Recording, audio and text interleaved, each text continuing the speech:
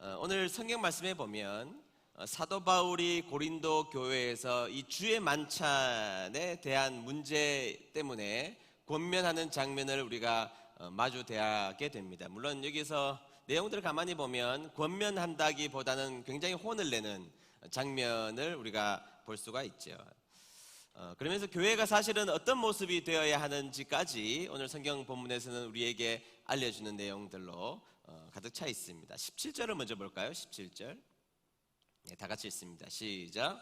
내가 명하는 이 일에 너희를 칭찬하지 아니하나니 이는 너희의 모임이 유익이 못되고 도리어 해로움이라. 아멘. 자, 그들의 모임이 유익이 되지 못했다는 것입니다. 그런데 유익이 되지 못한 것에 그치지 아니하고 도리어 해로운 모임이 되고 말았다. 이렇게 성경에서는 그들을 힐난하게 비판하는 모습을 볼 수가 있습니다. 자, 그들이 누구의 이름으로 모였나요? 주님의 이름으로 모였거든요. 자, 그들의 모두가 주님의 이름으로 모였음에도 불구하고 이상하게도 주님의 이름으로 모인 그 집단 가운데서도 유익이 되지 못할 뿐만 아니라 오히려 해로운 존재들이 되고만 모임이 되었다고 성경에서 말하고 있습니다. 여러분 좀 이상하지 않아요? 우리가 주님의 이름으로 모였는데, 자, 그들이 주님의 이름으로 모였음에도 불구하고 왜 그들의 모임이 유익하지 못한 모임이 되었고 오히려 해로운 모임이 될 수밖에 없었을까? 무엇이 문제였을까요? 자, 오늘 성경 말씀에서는 두 가지로 우리에게 진단해주고 있음을 볼 수가 있습니다. 먼저 18절에 보면 첫 번째 해답을 우리가 살펴볼 수가 있는데요. 18절을 다 같이 읽어보도록 하겠습니다. 다 같이 읽습니다. 시작. 너희 중에 분쟁이 있다함을 듣고. 아멘. 자, 여러분, 그들은 고린도 교회는 분쟁이 있는 교회였다는 것입니다. 여러분, 사람이 모인 곳에 분쟁이 없을 수 있을까요? 자, 사람이 모인 곳에는 우리가 기대하는 것은 주님의 이름으로 모였다면 분쟁이 없어야 되겠죠. 그러나 분쟁이라는 것이 있을 수 있죠. 얼마든지 분쟁이라는 것이 생길 수가 있습니다. 그런데 오늘 읽었던 이 본문을 우리가 원문에 좀 더 가깝게 설명을 하자면 좀 쉬운 성경이라는 성경 버전에 보면 아주 명확하게 설명하고 있습니다. 너희 중에 파벌이 있었다는 것이니라, 이렇게 설명하고 있어요. 다시 말하면 그들 가운데 일시적 다툼이 아니라 반복된 다툼으로 그들 가운데 파벌이 생겼다, 분당이 생겼다, 이렇게 말하고 있는 것입니다. 여기서 말하는 본질은 다퉜다는 것이 아닙니다. 그들 가운데 나뉘어졌다, 파벌이 생겼다. 그 문제가 고린도 교회에 생겼고 그 문제를 질책하는 내용으로 성경은 이야기하고 있는 것이 있죠.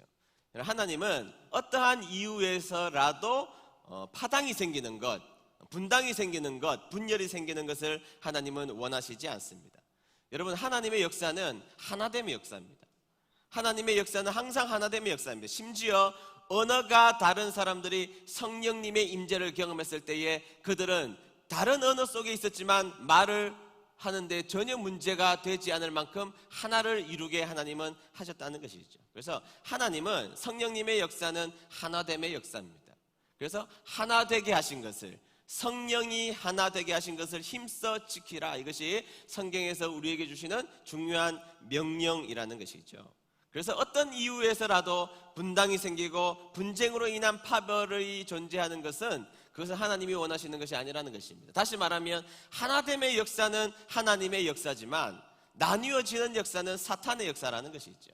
그런데 그들 가운데 예수님의 이름으로 모였다고 하는 고린도 교회들이 예수님의 이름으로 모였다고 하면서도 그들에게 나뉘어지는, 파벌이 생기는 일들이 생기면서 그들은 사탄의 짓을 하고 말았다는 것이 성경에서 말하는 중요한 증언이라는 것이죠. 저와 여러분들은 지금 한자리에 모여 있습니다. 왜 모여 있느냐? 하나님을 믿기 때문입니다. 아멘? 네, 하나님을 안 믿는데 이 주일 아침에 나올 이유 하나도 없죠. 귀찮게 이 자리에 나와서 복잡하게 왜 이 자리에 나왔겠습니까? 중요한 것은 우리가 하나님을 믿기 때문이에요. 자, 하나님의 이름으로, 예수님의 이름으로, 예수님을 믿기 때문에 이 자리에 다 모여 있습니다. 그런데 여러분, 오늘 성경 본문에 근거하여서 보면 하나님의 이름으로 모였다고 하는 곳에 사탄의 짓을 하는 사람들이 등장하고 있더라는 것입니다.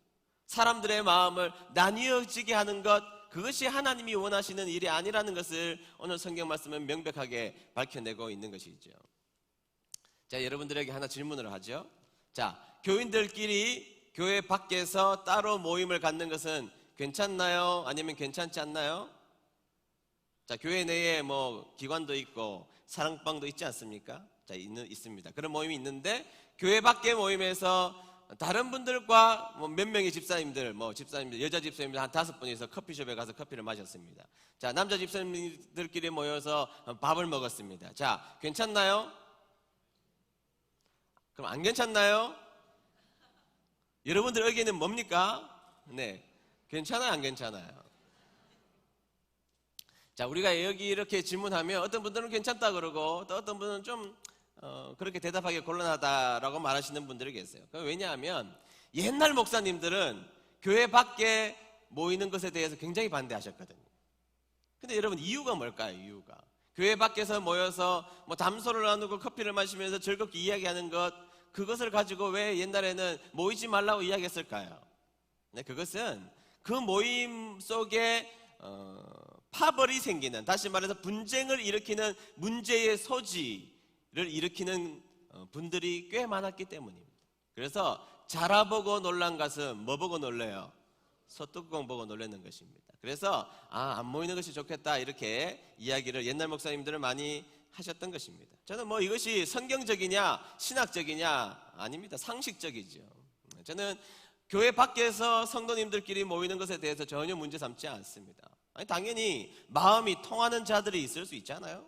그리고 나의 마음을 나눌 수 있는 분들이 당연히 존재할 수 있습니다. 그래서 교회 밖에서 그분들끼리 만나서 위로하고 격려하고, 내가 밥을 사주어서 그들의 마음을 위로해 줄 수도 있고 격려해 줄 수도 있고, 얼마든지 저는 괜찮다고 생각하는 사람입니다. 전혀 문제가 없다고 생각합니다.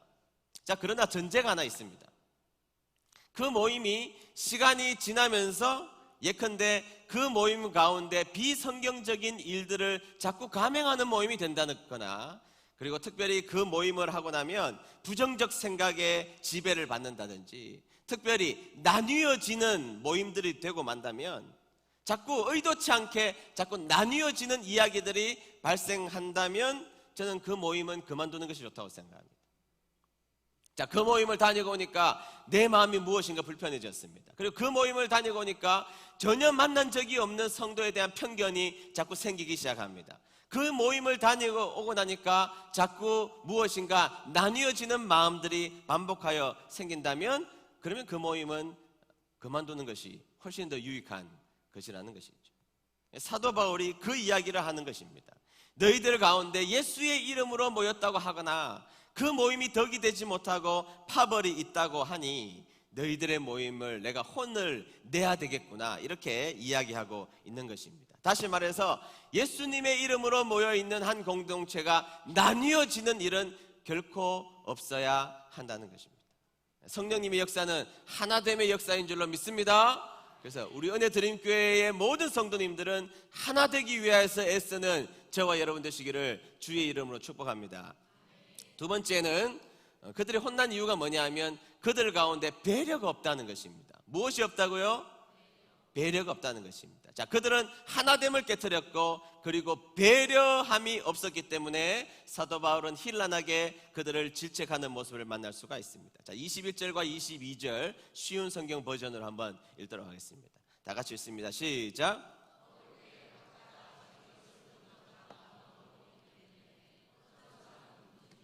어떤 사람은 술에 취합니다.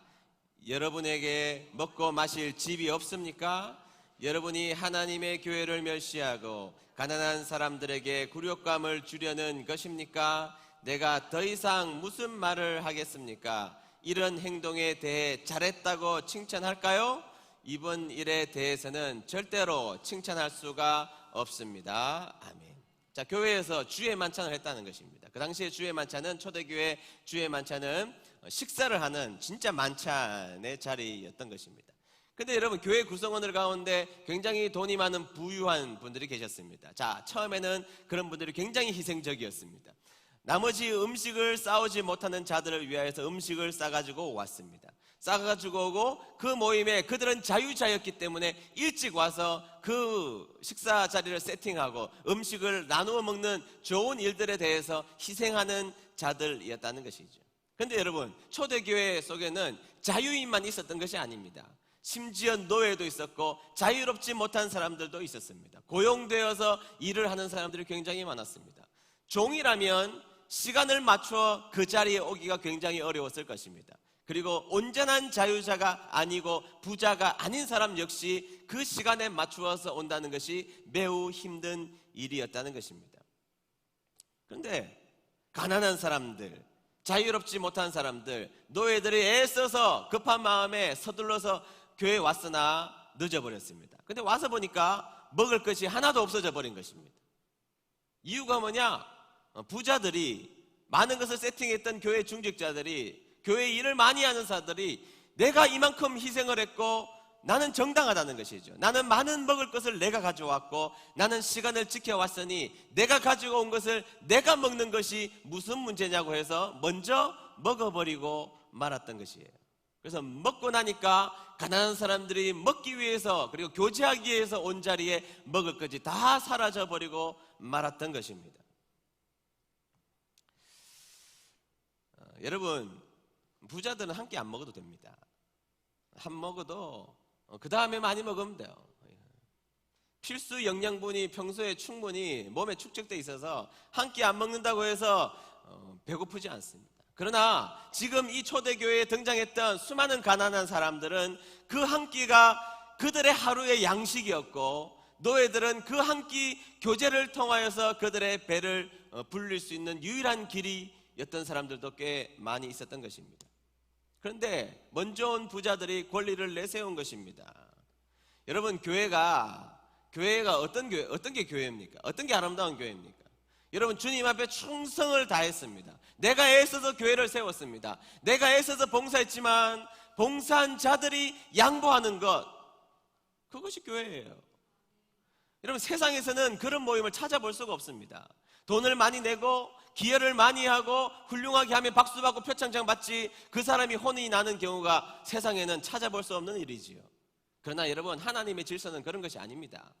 하나님의 질서는 열심히 애를 쓴 사람이 더 배려하는 자리에 서야 한다는 것이에요. 그러니까 어려운 것이죠. 자, 이런 설교할 때면 좀 걱정이 돼요. 그럴 것 같으면 차라리 일을 안 하는 게 낫겠다. 더 책만 받습니다. 그러면 더 혼나요. 네, 여러분, 이게 이상한 질서죠. 이상한 질서죠. 세상에서는 돈을 많이 내고 애를 쓰고 그리고 충성을 하면 표창장 받고 칭찬받는데, 교회적 관점에서는 그렇지 않다는 것입니다. 애를 쓰고 헌신하고 노력하고 더 많이 수고를 한 사람의 정신 가운데 철저하게 배려하는 정신이 있어야 한다는 것입니다. 그것이 교회가 가지고 있는 아름다운 모습이 되어야 한다고 성경에서는 항상 주장하고 있는 것이죠. 그래서 내가 먹을 것을 가지고 왔다고 할지라도 그것에 대한 정당성을 주장하는 사람이라면 그 사람은 올바른 신앙인이 아니라고 말하는 것이 사도 바울의 중요한 증언이라는 것이죠. 사도 바울이 뭐라고 이야기하는지 한번 보세요. 33절과 34절입니다. 다 같이 읽습니다. 시작.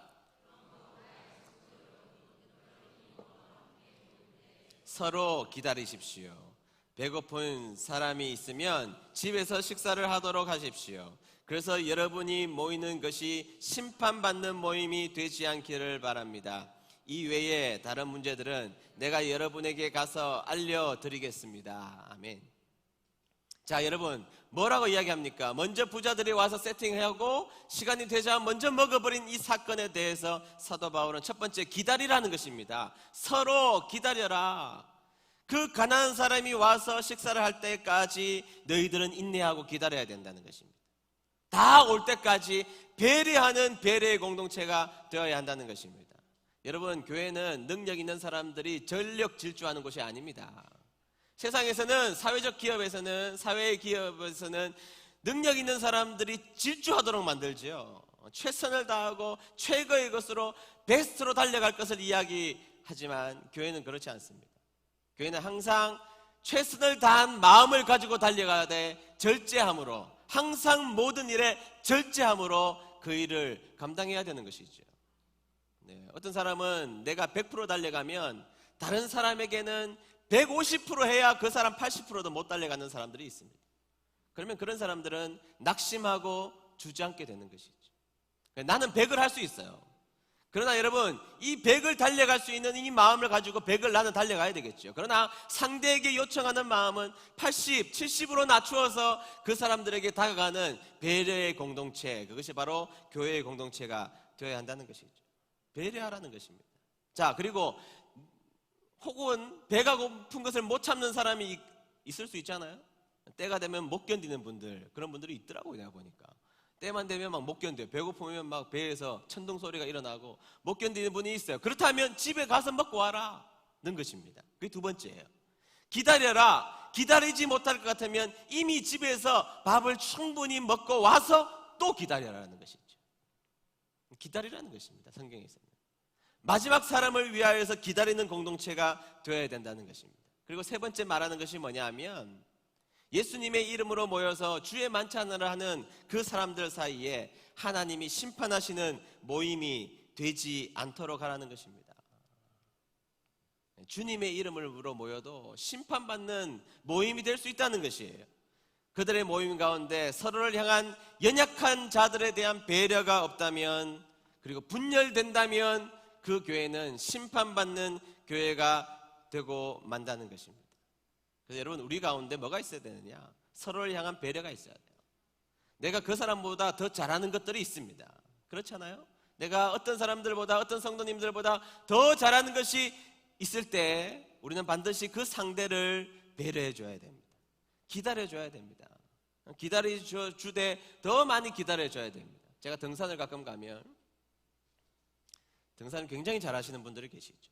등산을 굉장히 잘하시는 분들이 먼저 올라가게 되어 있습니다. 먼저 올라가면 밑에 사람들이 따라 올라가죠. 근데 이분과 이분과의 타고난 체력의 격차 때문에 도무지 따라잡을 수가 없어요. 그런데 도착하자마자, 다시 말해서 뒤에 따라온 사람이 도착해서 숨 고르려고 하면 빨리 자기는 충분히 쉬었으니까 올라가자 그럽니다. 아닙니다. 이 뒤에 온 사람이 숨을 고를 때까지 기다려줘야 합니다. 이것이 교회의 공동체라는 것이죠.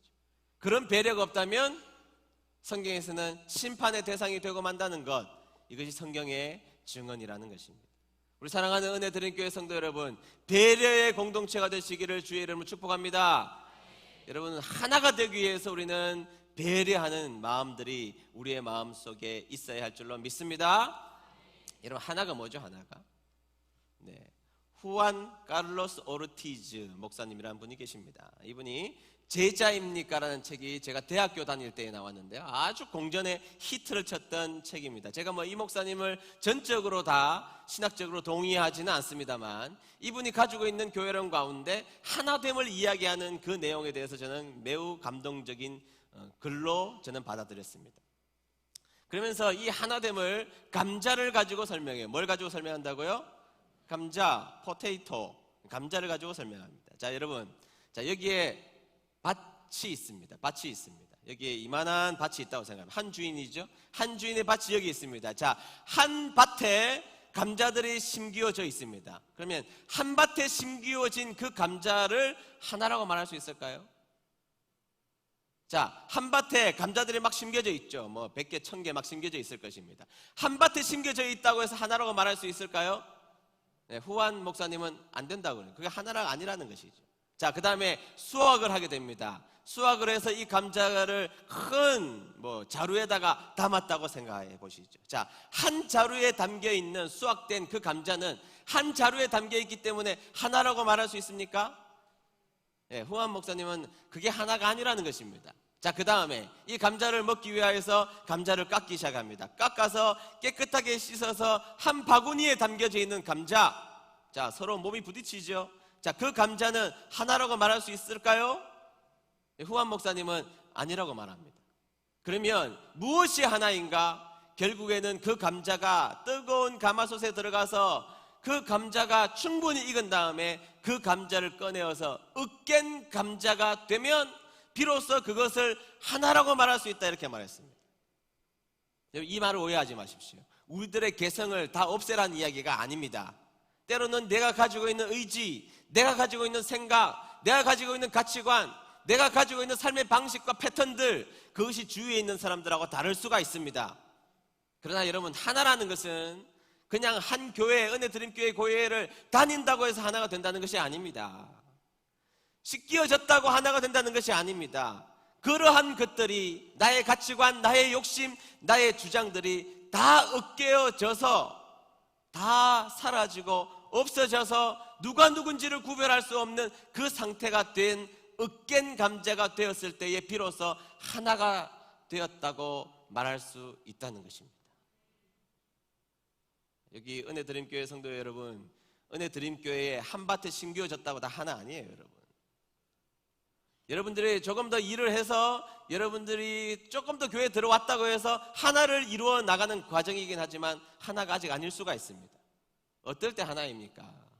내가 먼저 뛰어갈 수 있지만 뛰어가지 않을 때, 내 의견이 얼마나 정당하고 바른 의견이라고 주장할 수 있지만 주장하지 않을 때, 내 주위에 늦게 따라오는 사람들이 수없이 많은데 그 사람들을 기다려주고 다시 한 번 더 기다려줘서 그 사람들과 함께 걸어가는 그 길을 걸어갈 때, 으깬 감자가 될 때 비로소 그 교회는 하나님 앞에 하나의 교회가 되었다는 것이죠. 저는 우리 내부에서는 그 힘이 나오지 않는다고 생각합니다. 오늘 그래서 성만찬을 하는 것입니다.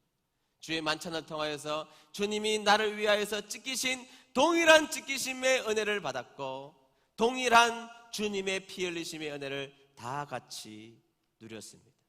그분이 으깬 감자가 먼저 되셔서 우리에게 으깬 감자가 되라고 요청하시는 그 명령이 오늘 우리들에게 생긴 것이죠.